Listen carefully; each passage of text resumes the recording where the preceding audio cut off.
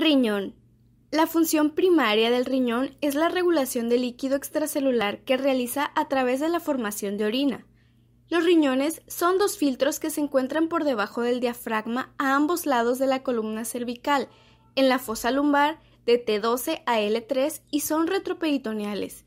Tienen forma de frijol de 11 centímetros de largo y 5 de ancho y se dividen en una corteza externa y una médula interna.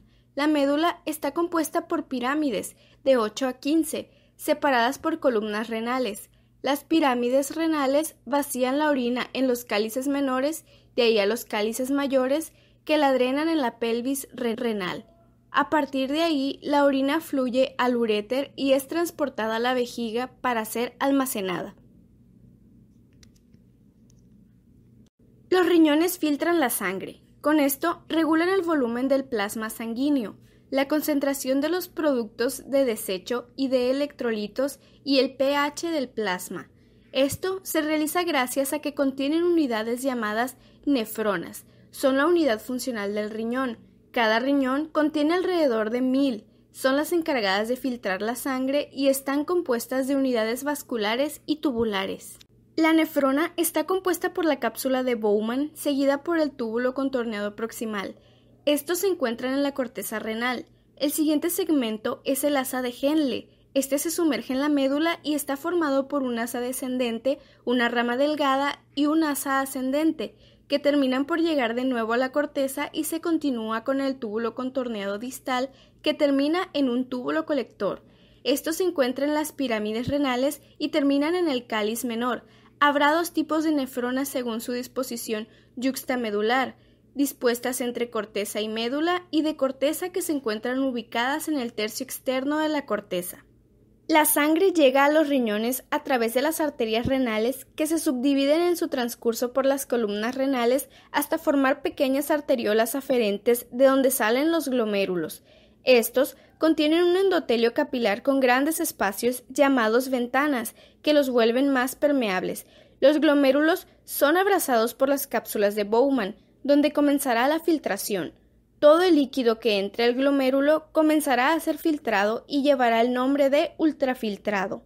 Debido a que se forma bajo la presión hidrostática de la sangre de 55 milímetros de mercurio y la presión coleidosmótica de la cápsula glomerular de 45 milímetros de mercurio, el filtrado tendrá una presión neta de 10 milímetros de mercurio. Antes de pasar por el túbulo contorneado proximal, la sangre tiene que pasar por 3 barreras: los orificios capilares, la membrana basal glomerular y por los podocitos.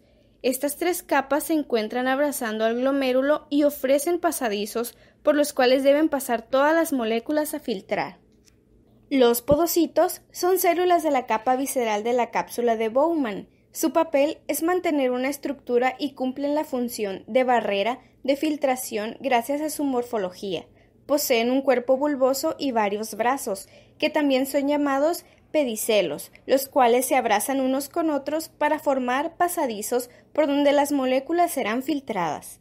La mayor parte del agua filtrada debe ser reabsorbida. Para ello, es necesario generar un gradiente de concentración entre el filtrado tubular y el plasma de los capilares circundantes, que promueva la osmosis de agua hacia el sistema vascular del que se origina. Todo comienza en el túbulo contorneado proximal. Sus células contienen 4 caras, una apical que da hacia la luz del tubo, 2 laterales que miran hacia las hendiduras estrechas y una basal que mira a los capilares.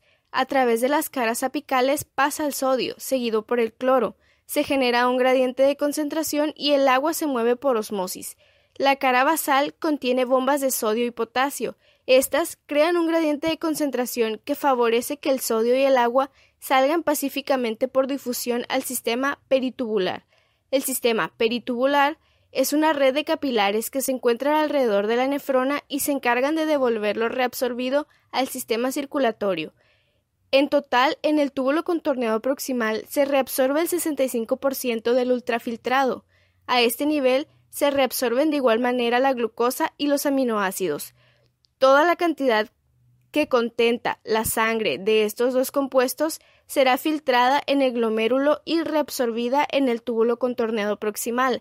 a través de transporte activo secundario, el cual es mediado por acarreadores de membrana que contransportan glucosa y sodio o aminoácidos y sodio. Esto nos indica que, para poder encontrar glucosa o aminoácidos en la orina, los acarreadores deben de saturarse, y esto sucede cuando hay una excesiva cantidad de estos compuestos. La filtración continúa en el asa de Henle. Primero se estudia el asa ascendente, donde hay transporte activo de sodio y transporte activo secundario de cloro y potasio. Sin embargo, no se reabsorbe agua debido a que en esta asa es impermeable al agua, entonces el filtrado restante se vuelve hipotónico. El líquido intersticial de la médula se convierte en hipertónico debido al transporte de sal y el intercambio contracorriente en los vasos rectos que forman parte del sistema peritubular. Por el contrario, el asa descendente contiene aquaporinas y, como consecuencia de la hipertonicidad en la médula generada por el asa ascendente, el agua pasa por osmosis a través de ella sin problemas. Este sistema de retroalimentación positiva recibe el nombre de sistema multiplicador contracorriente, que en pocas palabras explica cómo el asa ascendente mantiene hipertónica la médula. Por otro lado, la urea, producto final del metabolismo de los aminoácidos, contribuye también a mantener esta hipertonicidad. Hay canales específicos para ella en la parte delgada de la rama ascendente y en la parte más profunda del túbulo colector.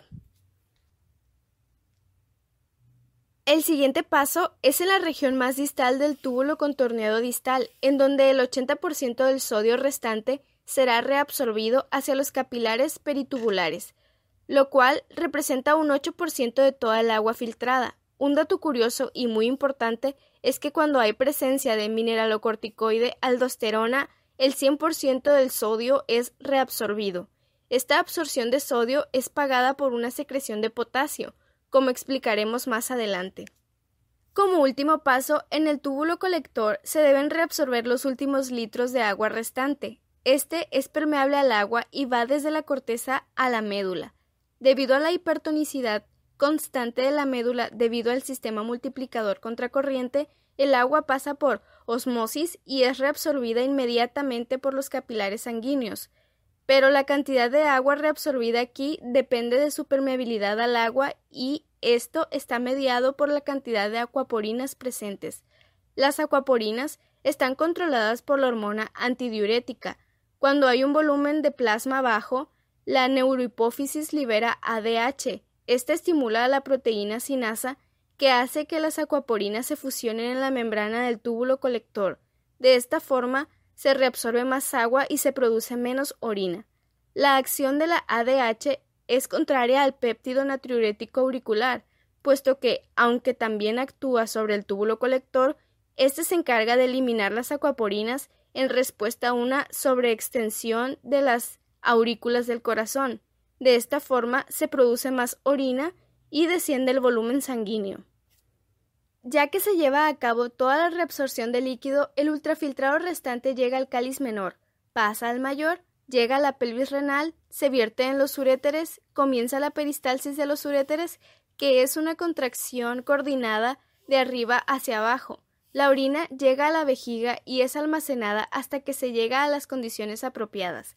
Con la llegada de la orina, la vejiga se distiende y tapa los esfínteres estriados, lo cual evita el retorno de esta. Cuando se alcanza un almacenamiento igual o mayor a 400 mililitros, por ejemplo, en el caso de una mujer, los nervios de S3 y S4 envían señales a partir de estímulos de acetilcolina, y cuando se llega a las condiciones apropiadas, se pierde la contracción del músculo liso y por fin la orina baja por la uretra y se orina. La sangre resulta depurada de ciertos solutos en el proceso de formación de la orina. La depuración plasmática renal o aclaramiento renal es la capacidad que tienen los riñones de remover moléculas del plasma sanguíneo y excretarlas en la orina en 1 minuto, y sirve para medir el funcionamiento renal. Se mide a través de la tasa de filtración glomerular, ya que si los túbulos no reabsorben ni secretan una sustancia, la cantidad excretada en la orina por minuto será equivalente a la cantidad que filtre el glomérulo por minuto. Normalmente, se necesita que la sangre pase más de una vez por los riñones para ser depurada de una sustancia. La más utilizada para esta medición es la inulina, que no se secreta ni es reabsorbida, por lo cual la filtrada será la misma que se encuentra en orina y es el ejemplo más claro. Ácido paraminoipúrico, la creatinina y la glucosa. Como ya se mencionó, esta última se filtra y reabsorbe todo mientras no se sobrepase los 180 miligramos por mililitro en la sangre, o sea, mientras no sature sus acarreadores. No se presentará en la orina, pero cuando estos se saturan, comenzará a ser excretada. Los riñones regulan las concentraciones en sangre de sodio, potasio, bicarbonato e hidrógeno para mantener la homeostasis plasmática de los electrolitos. Uno de los principales mecanismos que actúan en esta regulación es el sistema renina-angiotensina-aldosterona. La aldosterona estimula la reabsorción de sodio y la secreción de potasio en la parte más lejana del túbulo contorneado distal y en el tubo colector cortical. La secreción de aldosterona es estimulada por una elevación de potasio en sangre y de manera indirecta por una caída del volumen de sangre. De igual forma, estimula la secreción de hidrógeno, así como de potasio en el filtrado en el intercambio por sodio. Como conocemos, el cuerpo debe encontrarse en un equilibrio ácido-básico. El pulmón y el riñón son los principales reguladores del pH, ya que mutuamente se compensan. La acidosis metabólica es compensada con alcalosis respiratoria. La alcalosis metabólica es compensada con acidosis respiratoria y viceversa.